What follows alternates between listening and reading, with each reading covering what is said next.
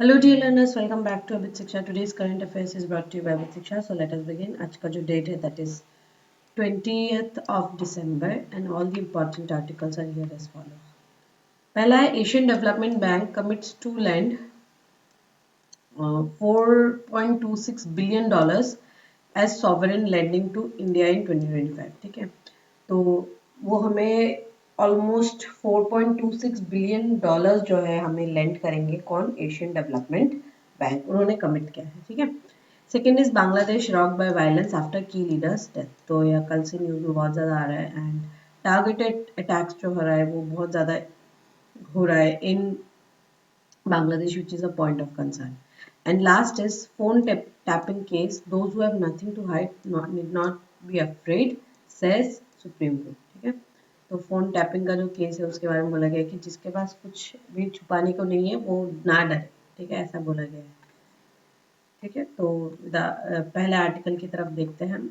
Asian development bank commits $4.26 billion in sovereign landing to India in 2025। ठीक है, तो उन्होंने कमिट किया है कि वो हमें $4.26 बिलियन जो है लैंड करेंगे और हम कहाँ पे खर्चा करेंगे वो हम यहाँ पे देखते हैं। ठीक है, so Asian development bank committed $4.258 billion in sovereign landing to India in 2025 और की प्रायोरिटी एरियाज क्या क्या है? स्किल डेवलपमेंट है, रिन्यूएबल एनर्जी है, अर्बन इंफ्रास्ट्रक्चर है, हेल्थ केयर है, metro and rapid rail networks and eco tourism है। ये सारे 6 जो एरियाज है यहाँ पे लैंडिंग हमें देखने को मिलता है। About 32% of the 16 newly committed projects focus on human and social development. 26% जो है ये जो 32% होगा इस अमाउंट का वो क्या वो ह्यूमन एंड सोशल डेवलपमेंट में जाएगा। 26% जो है वो एनर्जी सेक्टर मतलब जो रिन्यूएबल एनर्जी है उसमें जाएगा एंड 18% जो जाएगा वो अर्बन डेवलपमेंट में स्पेंड होगा।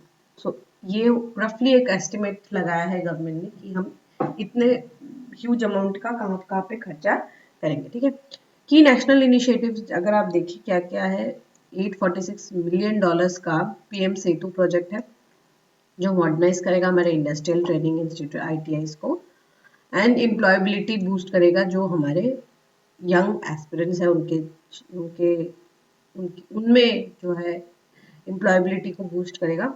और 650 मिलियन ये आपको देखने को मिलेगा ह्यूमन एंड सोशल डेवलपमेंट का एक फेज है, मतलब एक एग्जांपल यहाँ पे दिया हुआ है। फिर दूसरा क्या है, $650 मिलियन से पीएम सूर्य घर मुफ्त बिजली योजना जो है ये रूफटॉप सोलर एडॉप्शन पे ये इसको एक्सपैंड करेगा। तो ये आपको देखने को मिलेगा कि ये पीएम सेतु जो है ये skill development and rooftop solar जो है ये आपका रिन्यूएबल एनर्जी। ठीक है, तो ये सब में खर्चा जो है किया जाएगा।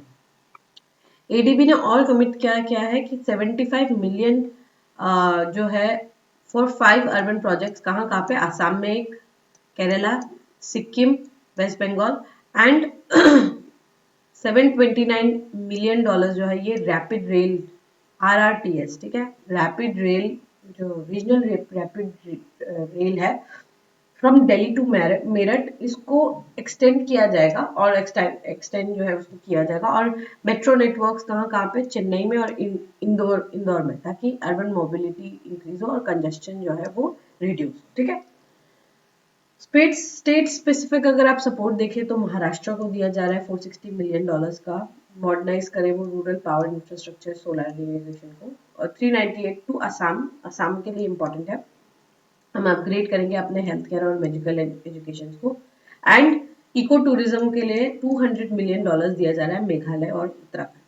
ठीक है, सो आपको बहुत डाइवर्स सेक्टर्स देखने को मिलेंगे जहाँ पे एशियन डेवलपमेंट बैंक जो है हमें हेल्प कर रहा है राइट नाउ। ठीक है, along financing ADB provides policy and knowledge support to India's urban sectors, underpinning the Urban Challenge Fund aimed at mobilizing commercial finance for sustainable city transformation। ठीक है, तो ये कुछ मेजर वर्क्स है जो किए जाएंगे by ADB, not just by giving us loan but also knowledge support भी देंगे हमें कि क्या करना चाहिए, what should be India specific goals that we must achieve and what should be the path for it. ठीक है, तो ये बहुत इंटरेस्टिंग रहने वाला है, बहुत इंपॉर्टेंट रहने वाला है, बिकॉज मेजरली अगर हम देखें तो इस टाइप के लोन्स हम लोग जनरली वर्ल्ड बैंक से लिया करते थे, लेकिन अब जो है आप देखेंगे कि एशियन डेवलपमेंट बैंक जो है वो हमारे यहाँ पे हेल्प कर रहे हैं। तो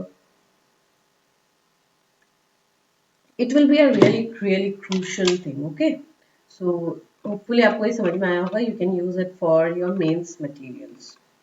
ये तो आप हर जगह पे यूज कर सकते हैं. It is a very holistic data set जो कि आप लोग कहीं पे भी यूज कर सकते हैं. ठीक है. सेकंड क्या है, Bangladesh rock by violence after key leader's death. तो एक उनके बड़े की फिगर थे, उनका नाम है शरीफ ओस्मान हदी. ठीक है. वो उन्होंने जो पिछले साल का 2024 में शेख हसीना गवर्नमेंट के खिलाफ जो है, he was one of the key leaders, और उनका डेथ जो है हो गया था, एंड इंजरीज के कारण उनका डेथ हो गया था. तो उसके उनके डेथ के कारण बहुत ज्यादा वायलेंस जो है वो शुरू हो गया. ठीक है. So violent protest swept Bangladesh on Thursday night and Friday following the death of Sharif Osman Hadi, a key figure in last uprising against Sheikh Hasina government and a leader of the इनकलाब मंच. ठीक है. इनकलाब मंच, जो उनका इनकलाब मंच है, उसके वो की लीडर भी थे, और he was one of the leaders. ठीक है. एंड उनको जो है वो या यूथ के लीडर थे, और उनको क्या किया, ही वाज शॉट डेड. मतलब वो उनके ऊपर गोली चलाई गई ऑन December 12, और he was campaigning for upcoming February election and died of injuries. तो वो बोल रहे थे कि February का इलेक्शन जो है अच्छे से होना चाहिए, और उनके ऊपर गोली चला दी गई, and he died, he succumbed to his injuries and he died in Singapore. Singapore में उनकी डेथ हो गई. ठीक है. Protesters stormed the offices of the country's two leading newspapers, Pratham Alo and the Daily Star, और उनके buildings पे आग लगा दिया. Trapping journalists and other staff, accusing both newspaper of being agents of India. The crowd went on rampage. So you can understand what is the situation Bangladesh is going through. It is a very concerning thing, because how extra national elements can have such impacts on countries entire functioning. अगर आप देखें, because we, I don't know, okay, I'm not really sure how to speak on this, how to comment on this, because these revolts where they are targeting India for they say that these newspapers are agents of India. I don't know how they are checking their facts, or how they are how they are making up this, या फिर उनको पता कैसे चल रहा है कि India is a part of the protecting, या फिर उनके देश में जो है खलबली मचाने की काम कर रहा है India. In fact it is other countries जो यहाँ पे एक्टिवली रोल प्ले कर रहे हैं, and they also know it, but they want to destroy the peace. ठीक है. This is a very problematic thing, and without a strong leader ना, Bangladesh will go spiral. ठीक है. वो स्पाइरल करते रहेगा. And one fact of the matter is they have repeatedly said that they would cut off the northeast India, and I think ये उनका दिखाता है कि how aggressive they have become as our neighbors, how aggressive they have become, and how key is northeastern India for other countries, and also for Assam, for India. ठीक है. कितना important है northeastern India, और कितना vulnerable भी है हमारा northeast. So I think which is very crucial to understand. ठीक है. From the capital's Shahbag's intersection to university campuses and major cities, students, political activists, and members of public organized marches, blockade, and demonstration and demanded justice for Hadi. तो जो उनका death हुआ, उनके लिए उन्होंने demand किया कि जस्टिस मिलना चाहिए. ठीक है. Alright, we can move to the last article. The last article is phone tapping case जो है. Those who have nothing to hide need not be afraid. Supreme court ने ये कहा है. फॉर्मर तेलंगाना, यहाँ पे क्या बोला है कि स्टेट ने रिमाइंड किया कोर्ट को कि उन्होंने कहा कि तेलंगाना, ये जजमेंट जो है आपको थोड़ा सा मतलब ऐसा लग रहा है ना कि मतलब थोड़ा सा it sounds contradicting to its previous judgement. जैसे पुट्टास्वामी मिला है कि fundamental right to privacy is a fundamental right, ये तो पुट्टास्वामी ने ही किया है. ठीक है. तो ये तेलंगाना स्टेट का ये केस है, और तेलंगाना ने स्टेट गवर्नमेंट ने उनको रिमाइंड करवाया है सुप्रीम कोर्ट को कि प्राइवेसी जो है, फोन टैपिंग जो है वो प्राइवेसी में आता है and privacy is a fundamental right, right. So ये मतलब उनको याद दिलाने की कोशिश की है गवर्नमेंट ऑफ तेलंगाना ने। तो अगर हम आर्टिकल देखें, the supreme court of India observe that people with nothing to hide need not be afraid of surveillance, remarking that citizens live in an open world. However, the state of Telangana strongly defended the right to privacy, stressing that even president cannot authorize illegal snooping. तो ये Telangana government ने कहा है कि president भी illegal snooping जो है वो नहीं करवा सकते, लेकिन सुप्रीम कोर्ट देखिए यहाँ पे क्या कह रहा है।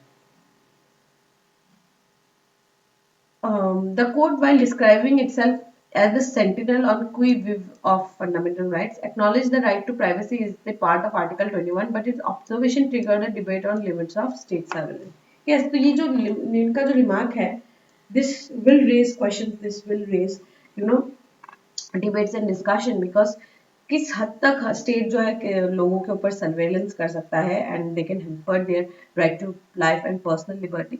It is something that needs to be debated and pondered upon, ताकि हम एक लिमिट जो है वो सेट कर सके, वरना you know government can go gaga over the snooping, right. तो we have to be very very careful when we allow governments to snoop on us. The remarks came during the hearing of a plea by Telangana seeking extension of police custody of T. Prabhakar Rao, Special Intelligence Bureau Chief, accused of phone tapping of previous BRS जो government था ना, अब तो वहाँ पे भाजपा की सरकार है, पर जो BRS गवर्नमेंट है उनके ऊपर फोन टैपिंग का इल्जाम लगा हुआ है टी प्रभाकर राव के ऊपर, ठीक है। The bench headed by Justice B.V. Nagaratna questioned why citizens would fear unless they had something to hide, while Tushar Mehta, appearing for the state, argued that the issue was not about fear but protection against illegal surveillance. Very true. Yeah, I am with the government of Telangana in this case, if you ask me personally, but it is very true कि उनको remind कराया गया कि illegal surveillance के खिलाफ है वो, ये उसके खिलाफ नहीं है कि आप hiding somebody has done something or not, इसके खिलाफ नहीं है। They are against snooping which has been done illegally, ठीक है। Citing this Puttaswamy judgment, he emphasized that privacy is intrinsic to dignity, liberty and personal autonomy, and that unauthorized government snooping is constitutionally impermissible, कि आपको हम permission ही नहीं दे पाएंगे कि आप snooping करें, ठीक है। So hopefully आपको समझ में आया होगा. This was the article. With this we have come to end of today's session. If you have liked this session, don't forget to give a like and write down in the comment section. We will meet in the next session very soon. Till then, study hard, take care and thank you.